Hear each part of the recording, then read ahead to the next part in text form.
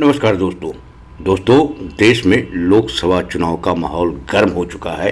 हर राजनीतिक पार्टी चुनावी रंग में रंग चुकी है और अपनी अपनी सेनाएं सजाने में जुटी हुई है, व्यस्त है। चारों तरफ गर्मा गर्म बयानों की बौछार हो रही है। ऐसे चुनावी माहौल में भारतीय लोकतंत्र के सबसे बड़े पर्व से जुड़ी कुछ रोचक बातों का पिटारा लेकर हम आए हैं। हमारा विश्वास है कि इस पिटारे को आप पसंद करेंगे और इसे लाइक भी करेंगे। जैसे हम आपको एक वानगी को तौर पर बताएं कि अगर हम आपको यह कहें कि पहले देश में एक लोकसभा क्षेत्र में 2 सीटें हुआ करती थी, तो क्या आप मानेंगे? नहीं ना। लेकिन दोस्तों, यह बिल्कुल सच्ची बात है।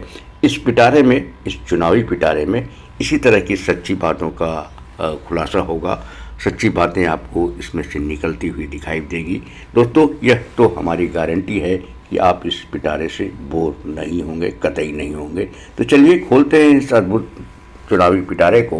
और दोस्तों, आप देख रहे हैं न्यूज़ शाला के चैनल, यानी न्यूज़ शाला नॉलेज किचन चैनल, और इस चैनल पर आपका भरपूर स्वागत है। दोस्तों, आज हम इस पिटारे में लेकर आए हैं इंडिया के पहले चुनाव यानी 1952 में हुए लोकसभा चुनाव से जुड़े कुछ रोचक तथ्य। दोस्तों, हम सभी जानते हैं कि देश में लोकसभा क्षेत्र होते हैं और एक लोकसभा क्षेत्र में लोकसभा की एक सीट होती है। लेकिन 1952 के चुनाव में निर्वाचन क्षेत्र तो 401 थे, लेकिन उनमें लोकसभा की सीटें थी 489, 489। अब आप पूछेंगे कि ऐसा कैसे हो गया? ऐसा इसलिए हुआ, ऐसा कमाल इसलिए हुआ क्योंकि उस समय लोकसभा क्षेत्र में, एक लोकसभा क्षेत्र में 2 या 3 सीटें भी हुआ करती थी।